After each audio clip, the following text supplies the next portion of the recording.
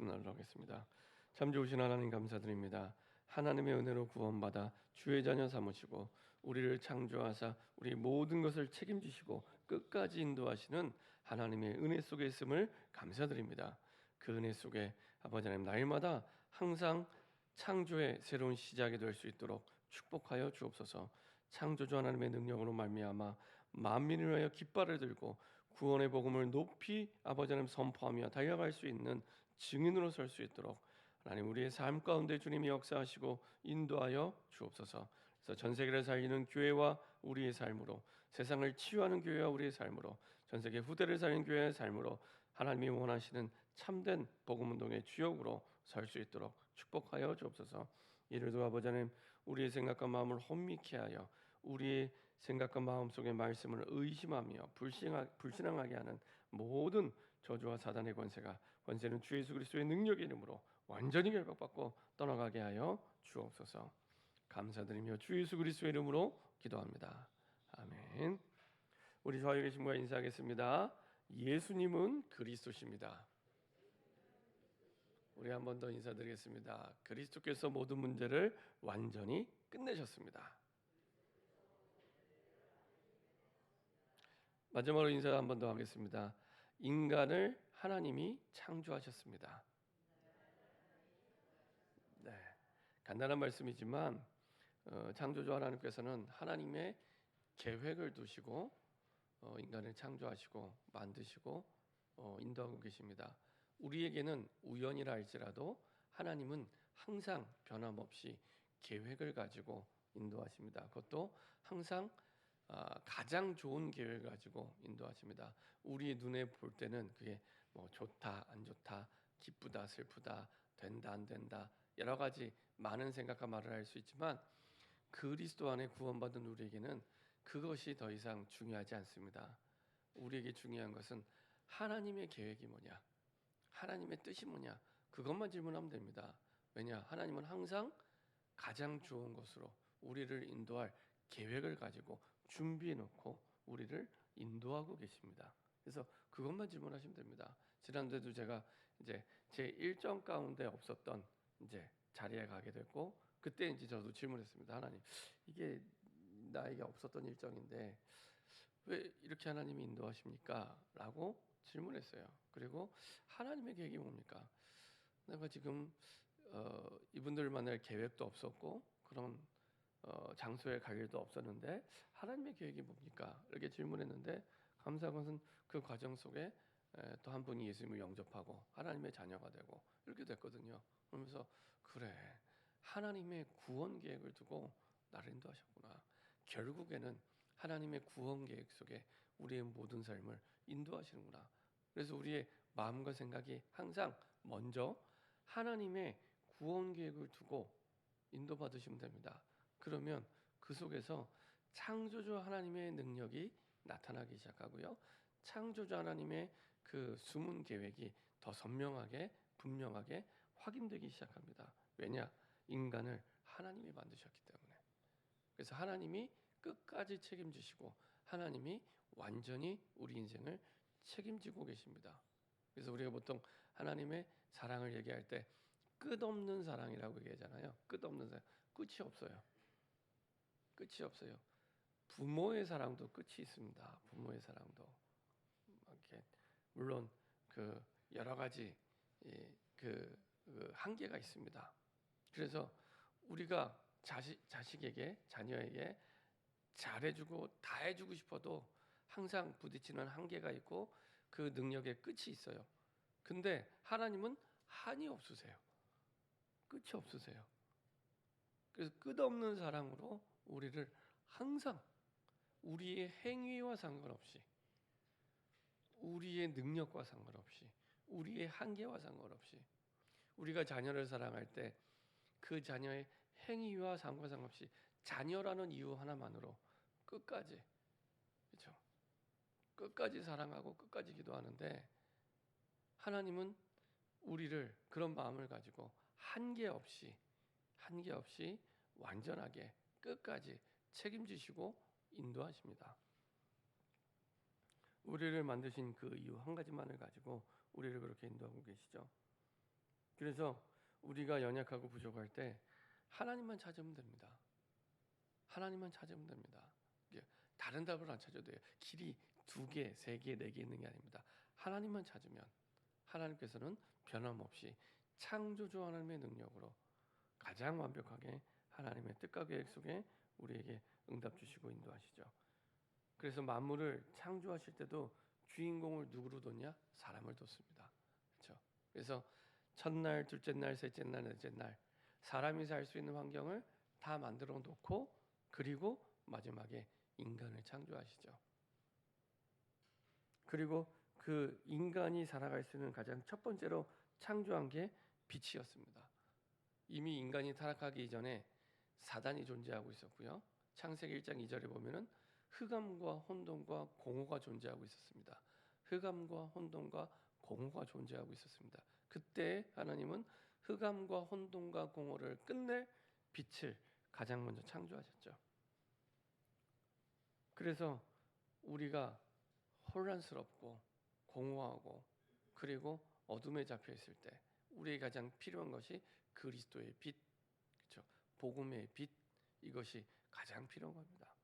그리고 하나님은 만물을 말씀으로 창조하셨죠. 그래서 단순히 말씀은 그냥 말씀이 아니라 여기에는 창조주 하나님의 능력이 담겨 있습니다. 우리는 되게 쉽게 생각하잖아요, 말씀을. 네, 그렇지 않습니다. 말씀에는 창조주 하나님의 능력이 담겨 있습니다. 말씀을 내가 어떻게 받아들이는 그 자세, 그 중심에 따라 모든 게 결정이 납니다. 그렇죠? 그래서 말씀으로 하나님이 모든 걸 창조하신 것처럼 하나님의 말씀을 우리가 약속으로 붙잡을 때 창조주 하나님의 능력이 그때부터 나타납니다. 창조주 하나님의 능력은 끝이 없는 능력이잖아요. 그것도 무에서 완전한 것을 창조하는 그 능력이 여기에 담겨 있습니다. 어마어마하죠. 오늘 오후 재직 집중 훈련 때도 말씀을 드리겠지만 우리가 하나님의 말씀이 얼마나 중요한지 올해 만민을 위하여 기치를 들라라고 말씀을 생각하면서 쭉그 재직 집중 훈련을 준비하면서 만민을 위해 구원의 복음을 그리스도의 복음을 높이 선포하고 전달해야 되는데 가장 중요하게 준비해야 될 게 뭘까라고 생각해 보니까요. 하나님의 말씀을 묵상하는 이 묵상의 망대가 내 삶에 세워져야 되는 겁니다. 이게 세워져야 그 망대를 통해 빛이 비춰지고 이 망대를 통해 모든 흑암이 떠나가게 되고 그렇죠? 이것이 아예 나의 인생의 가장 든든한 망대가 될 수 있도록 그러면 됩니다. 그 많은 분들이 예배를 드리니까 많은 분들이 혼자 있는 시간에 말씀을 묵상할 거라고 생각하잖아요. 사실은 그 반대입니다. 제가 볼 때요, 다 모든 분들의 형편을 알 수 없지만은 99%의 사람들이 말씀을 묵상하지 않습니다. 이 시간에 다 예배드리잖아요. 혼자 있는 시간에 정말 하나님의 말씀이 묵상이 되시나요?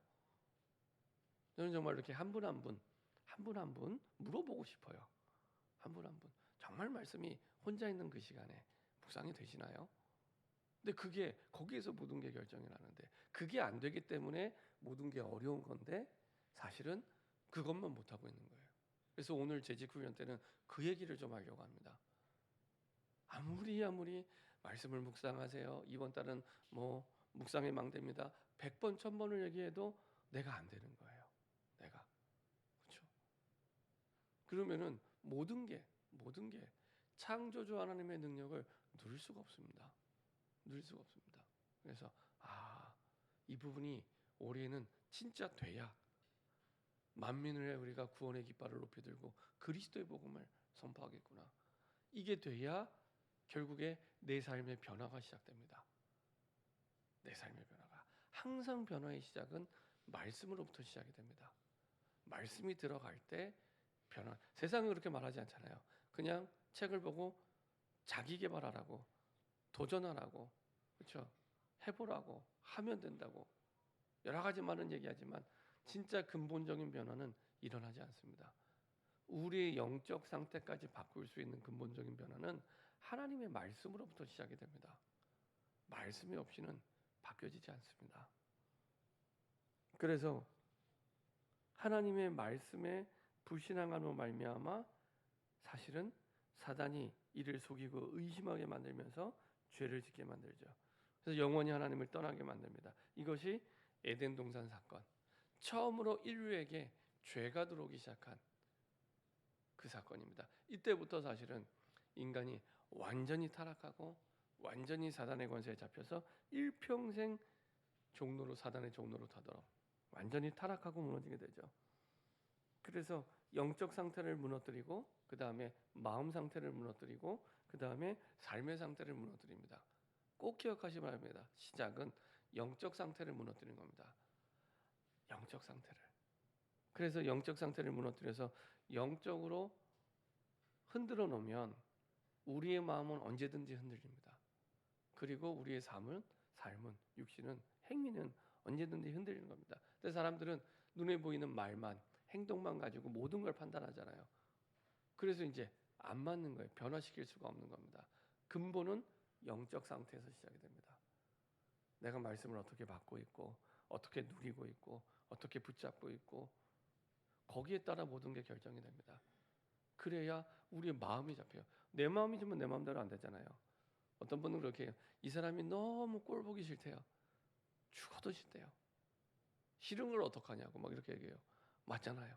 싫은 걸 어떻게 해요? 이게 모든 현장에 다 한 사람씩은 있는 것 같아요. 싫은 걸 어떻게 해요? 그렇죠? 근데 그게 정상입니다. 내가 주인이 아니라는 증거예요. 내 마음인데 내 마음대로 못 바꿔요. 근데 우리는 꼭 내가 주인인 것처럼 착각하잖아요. 내 마음대로 할 수 있는 것처럼 아니라니까요. 우리는 우리 마음도 못 바꿔요. 우리 마음도 못 바꿔요. 내가 주인이 아닙니다. 우리를 만드신 창조주 하나님이 주인이죠. 만드신 분한테 가야 우리 마음도 바뀌어집니다.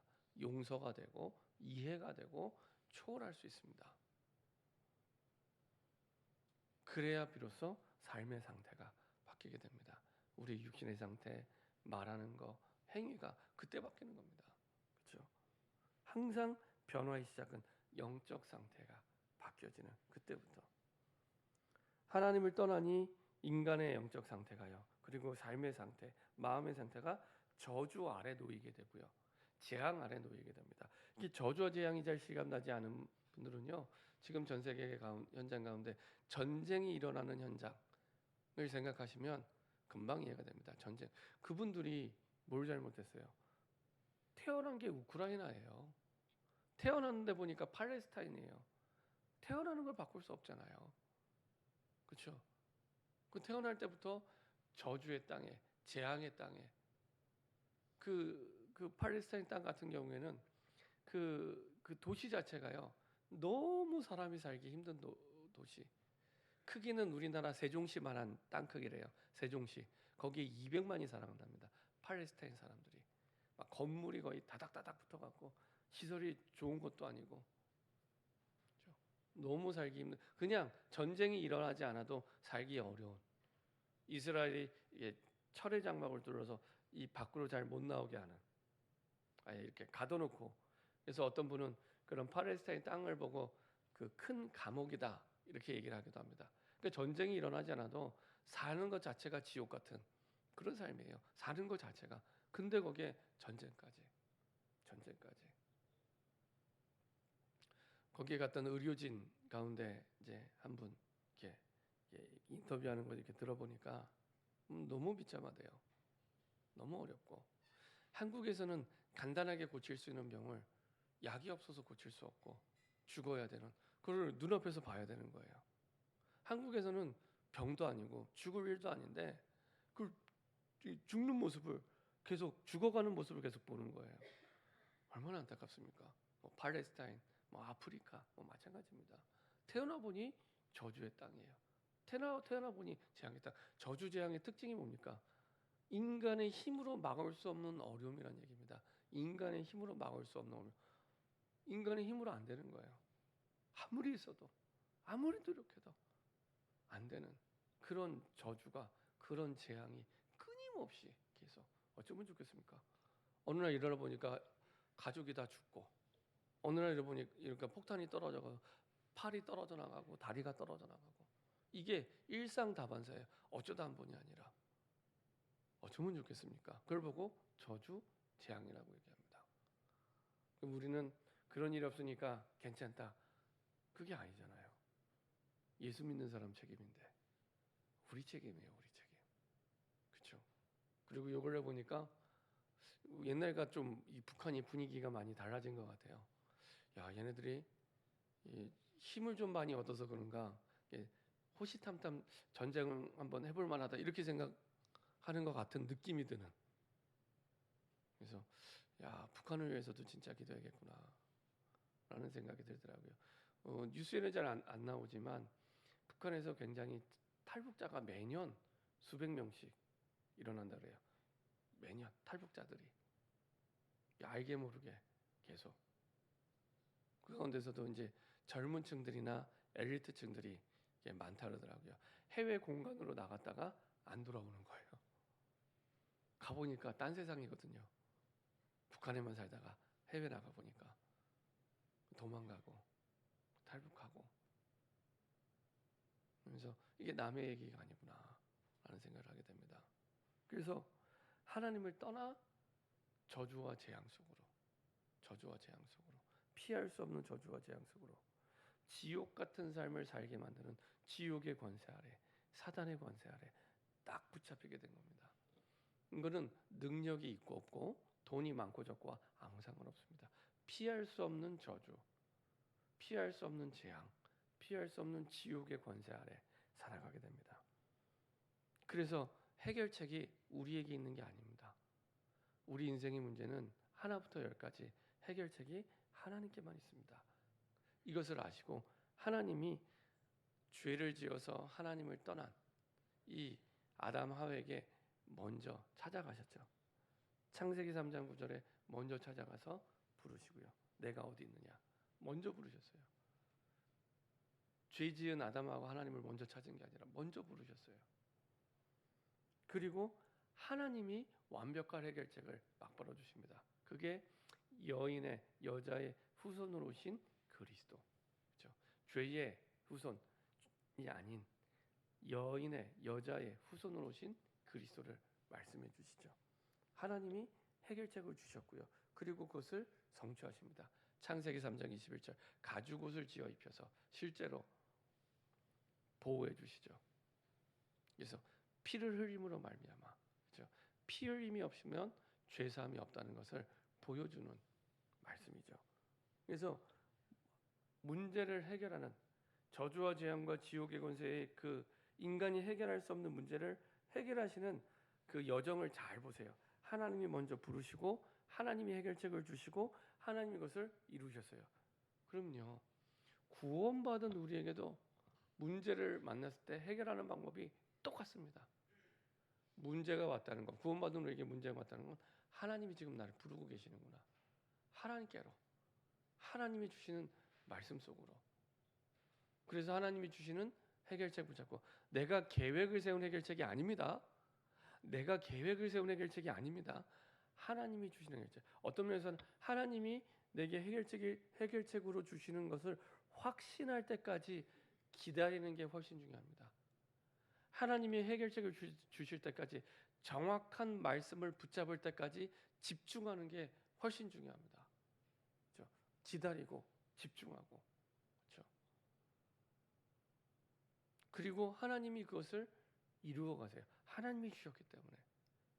그래서 하나님이 주신 해결책에 대한 확신이 드는 그때부터 평안의 축복이 임하게 됩니다. 아직 성취가 안 됐는데도 확신이 오는 그때부터 어둠은 떠나가고 평안이 오기 시작합니다. 그리고 확신이 있다는 얘기는 믿음이 있다는 얘기잖아요. 그 믿음대로 이루어지게 되는 겁니다. 그렇죠? 이게 응답의 원리입니다. 우리가 문제를 만났을 때 하나님이 주시는 성경적인 응답의 원리 그대로 이렇게 해결책은 나에게 없다 항상 생각하시면 됩니다. 하나님께만 있다 이렇게 생각하시면 됩니다.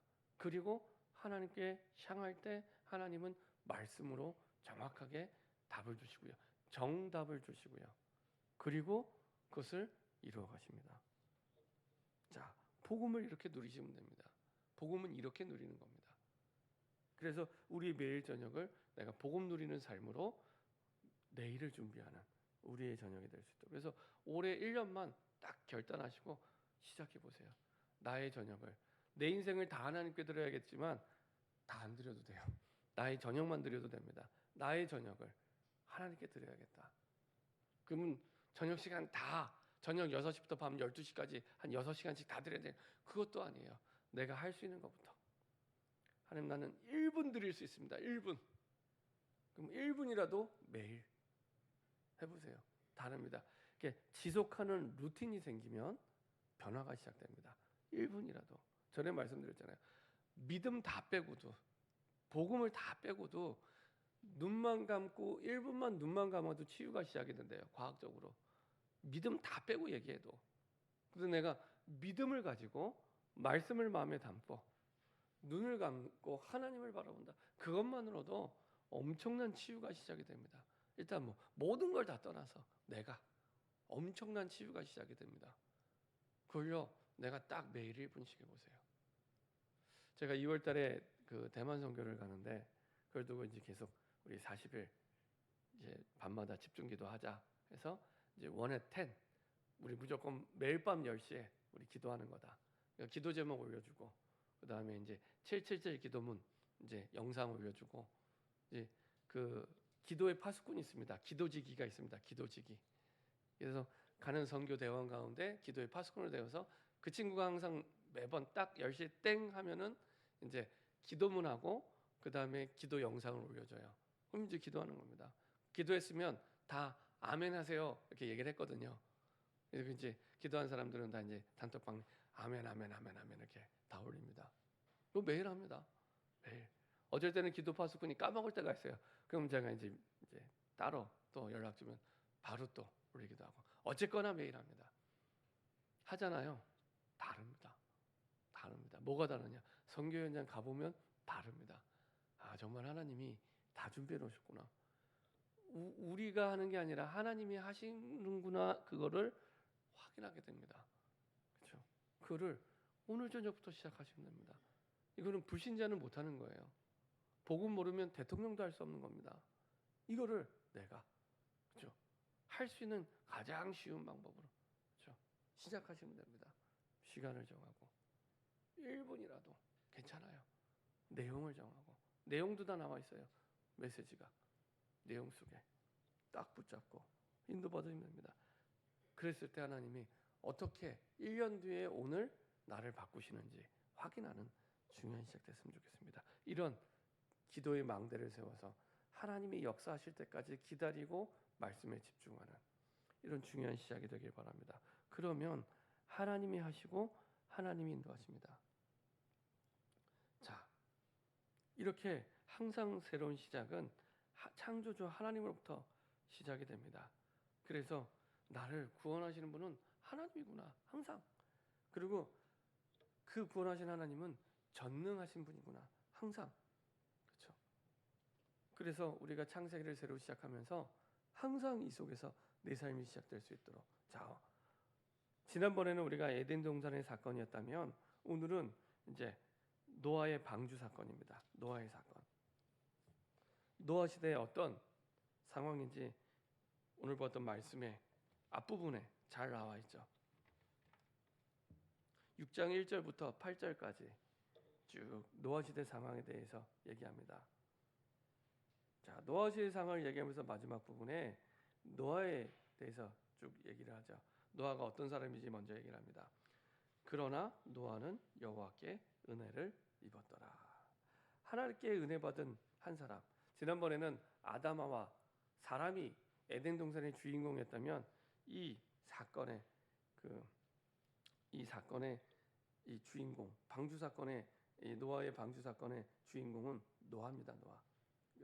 이 한 사람을 통해 하나님은 그 시대를 새롭게 시작을 하고 바꾸시죠. 어떤 상황이었냐? 오늘 말씀 보니까 이렇게 되어 있습니다. 사람이 땅 위에 번성하기 시작할 때 그들에게서 딸들이 나니 하나님의 아들들이 사람의 딸들의 아름다움을 보고 자기들이 좋아하는 모든 여자를 아내로 삼느니라. 하나님의 아들이라는 말은 그 당시에 경건한 사람들 얘기입니다. 사람의 딸들이란 말은 하나님을 만나지 않은 이제 불신자를 얘기합니다. 불신자들. 사람의 딸들의 아름다움을 보고 자기들이 좋아하는 모든 여자를 아내로 삼느니라. 영적 족보가 혼란된 시대. 이제 그 가정과 가문이 무너지기 시작합니다. 가정과 가문이. 이거부터 시작이 되는 겁니다. 가정 가문이. 하나님께서 이 땅에 가장 먼저 세우신 게 가정이거든요. 가정 가문이 무너지기 시작합니다. 그래서 하나님의 자녀가 결혼을 할 때 복음이 없는, 언약이 없는 사람과 결혼을 하게 되는 겁니다. 그러면서 이제 가정을 무너뜨리는 겁니다. 근데 여기 보세요. 그 근원에는 어떤 마음이 있냐? 보세요. 자기들이 좋아하는 모든 여자를, 하나님의 계획이 있는 여자가 아니라 자기들이 좋아하는 모든 여자. 기준이 누구예요? 내가 보기에, 내 생각에, 내가 좋아하는데 뭐가 문제야? 이겁니다. 복음 모르면 너무 달콤한 말이에요. 아니 내가 좋아하는데, 아니 내가 사랑하는데, 내가 하고 싶다는데, 그렇죠? 얼마나 달콤한 말입니까? 아주 행복할 것 같은 말이에요.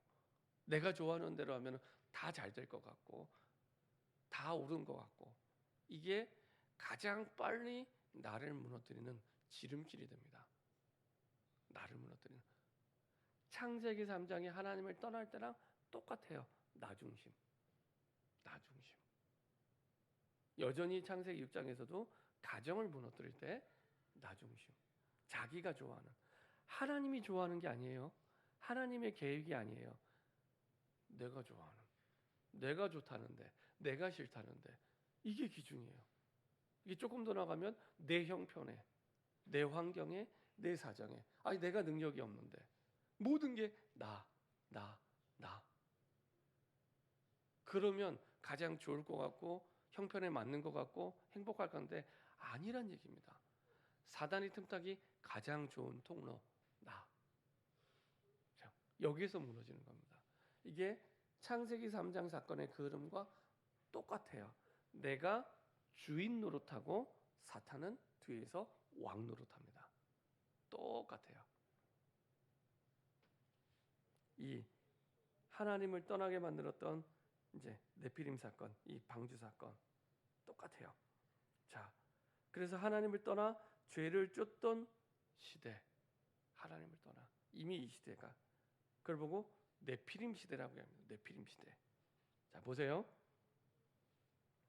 이렇게 했더니 여호와께서 이르시되 나의 영이 영원히 사람과 함께 있지 아니하리니 이는 그들이 육신이 됨이라. 이 말은 죄의 영향으로 말미암아 완전히 타락하게 된 육체를 얘기합니다. 죄의 영향으로 말미암아. 얼마나 하나님이 죄악이 가득한 상황이 되었으면 이렇게 말씀을 하시겠습니다. 그들의 날을 120년이 되게 짧게 제한하시고요. 그리고 땅에는 네피림이 있었고 그 외에도 하나님의 아이들이 사람의 딸에게로 들어와 자식을 낳으니 그들은 용사라 고대의 명성 있는 사람들이었더라. 네피림 시대. 자, 네피림 시대라고 얘기하는데요. 이 네피림이라는 말이 어떤 말입니까?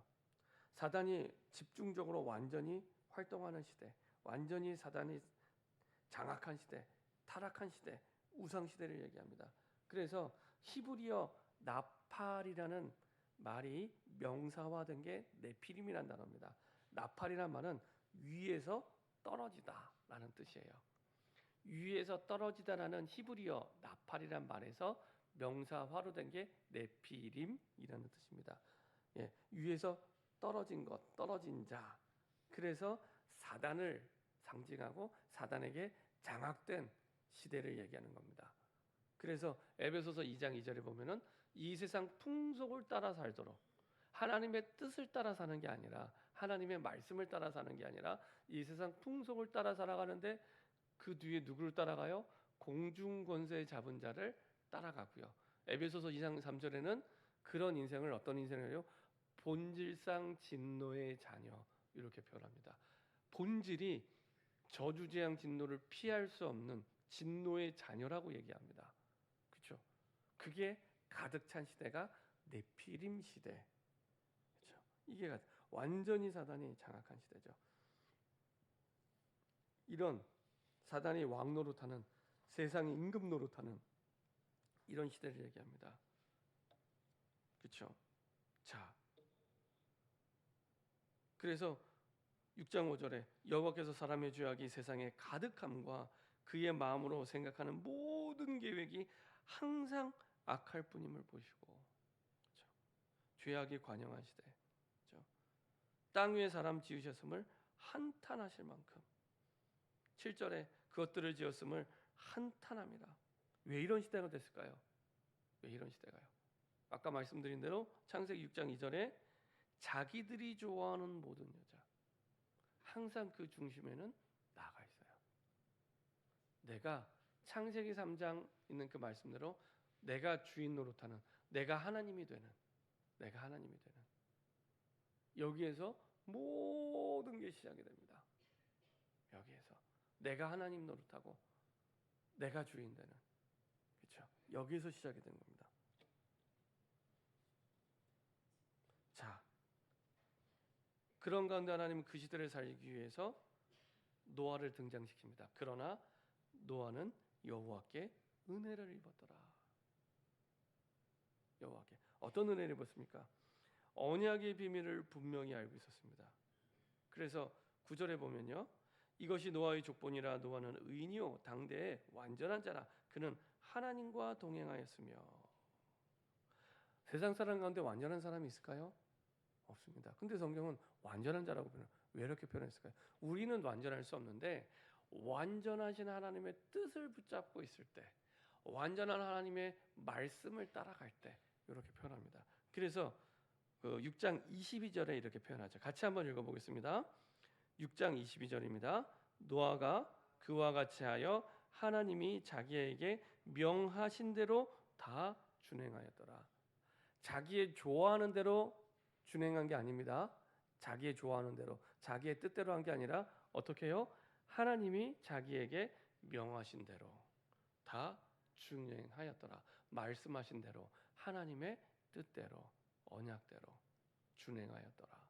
그렇죠? 그래서 이렇게 당대에 완전하더라. 많은 사람들이 자기가 좋아하는 대로 살아가는데 하나님의 뜻대로, 하나님의 말씀대로 준행하는 한 사람, 그 사람 보고 완전한 자라고, 여호와의 은혜를 입었다고. 그렇죠? 노아가 이렇게 행하는 것도 노아가 열심을 내서 하는 게 아니라 하나님의 은혜로 이렇게 이게 가능한 거죠. 그리고 두 번째로 받은 은혜는 그 시대를 다시 시작할 수 있는 방주를 만드는 은혜를 이 노아에게 허락하셨죠. 방주를 만드는 은혜. 그렇죠? 자, 방주를 만드는 목적은 무엇입니까? 14절에 보면요, 너는 고페르나움으로 누구를 위하여? 너를 위하여. 하나님을 위하여가 아닙니다. 너를 위하여. 그리고 18절에 그러나 너와는 내가 내 언약을 세우리니 너는 내 아들들과 내 아내와 내 며느리들과 함께 그 방주로 들어가고. 누구를 위하여? 가족을 위하여. 그렇죠?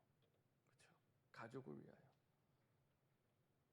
그리고 19절 20절 혈육에 있는 모든 생물을 너는 각기 암수 한 쌍씩 방주를 이끌어들여 너와 함께 생명을 보존하게 되되 새가 그 종류대로, 가축이 그 종류대로, 땅에 든 그 종류대로 각기 둘씩 내게 나오리니 그 생명을 보존하게 되라.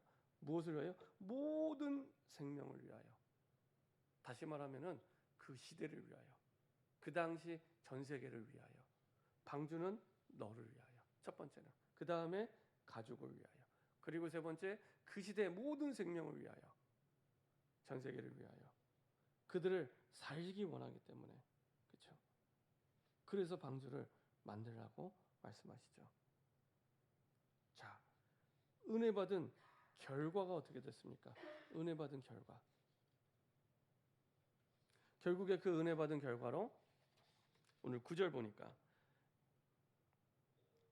하나님의 이것이 노아의 족본이라. 노아는 의인이요 당대의 완전한 자라. 그는 하나님과 동행하였으며. 하나님과 동행하면서 이제는 시대와 민족을 살리는 증인으로, 의인으로 서게 되는 겁니다. 그러니까 본인이 스스로 의인이 된 게 아니라 하나님이 그 은혜의 결과로 서게 하시는 거죠. 그리고 하나님은 죄와 저주와 재앙 가운데 있던 그 모든 것들에서 빠져나올 수 있도록 해방의 축복을 주시고요. 그리고 하나님과 동행하고 하나님과 함께하면서 주의 언약을 이루는 축복의 증인으로 하나님이 서게 하시죠. 자, 그러면 방주를 어떻게 만들 수 있습니까? 오늘 14절에 보니까 방주를 만드는데요. 고페르 나무, 이거는 우리말로 하면 쉽게 하면 잣나무입니다. 잣나무.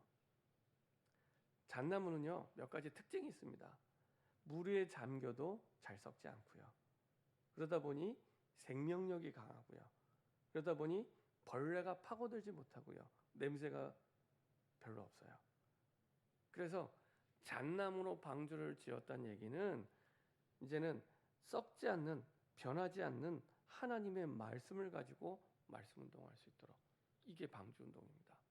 썩지 않는, 영원히 변하지 않는 하나님의 말씀을 가지고 이제는 말씀 운동해라. 그리고 방주를 만들라. 방주는요, 원래 그 히브리어 원어가 뭐와 같은 말이냐면 그 출애굽 시대 때 그 요게벳이 아기 모세를 이렇게 그 태워서 보내잖아요. 그 갈대 상자에. 그 갈대 상자랑 똑같은 단어입니다. 히브리 성경을 보면은. 근데 그 갈대 상자가 예표하는 게 그리스도를 예표하는 겁니다. 그리스도. 그러니까 그리스도께 완전히 맡긴 겁니다. 마찬가지로 그 시대를 살리는 하나님의 방법은 그리스도를 통해 이루시고자 하는, 그게 이제 방주를 의미하는 겁니다. 그래서 처음 하나님이 주셨던 창세기 3장 15절의 그 해결책대로 사실은 방주를 만들게 하시는 거죠. 그래서 방주를 만든다는 얘기는 그 시대에도 여전히 해결책은 그리스도 복음밖에 없기 때문에 그리스도 복음을 전하는 그리스도 운동이라, 복음 운동이라. 그렇죠? 방주를 만들라는 의미는 그런 의미가 있습니다. 많은 사람들이 창세기 3장과 똑같은 문제에 빠져서 사단에게 속아 죄를 짓고 하나님을 떠나는데 근본에는 내가 있는 거예요. 나를 속여서 나 중심으로 살도록. 그래서 그 하나님 떠난 문제를 해결할 수 있는 유일한 해결책 대신 그리스도로 말미암아 그리스도 운동이라.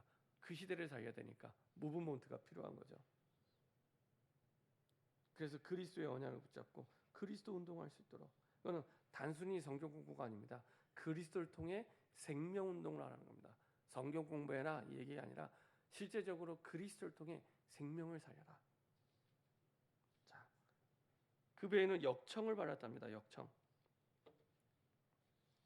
자, 역청은 어떤 의미가 있습니까? 역청을 배에 바른 이유는요.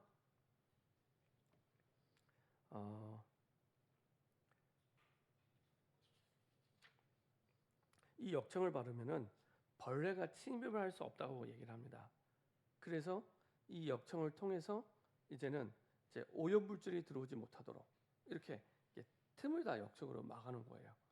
그래서 사단이 틈타지 않고 하나님이 원하시는 그리스도 복음 운동을 할 수 있도록, 다시 말하면 그리스도 복음 운동을 하면 사단이 틈탈 수 없는 하나님의 응답 속으로 들어가게 되죠. 그런 축복의 응답 속으로 들어갈 수 있도록.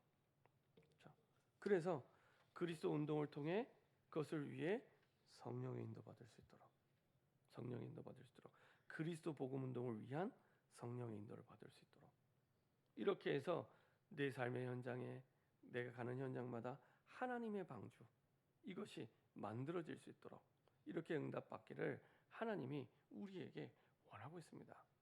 자, 결론입니다. 우리 교회 주신 은혜는 세계복음만의 은혜입니다.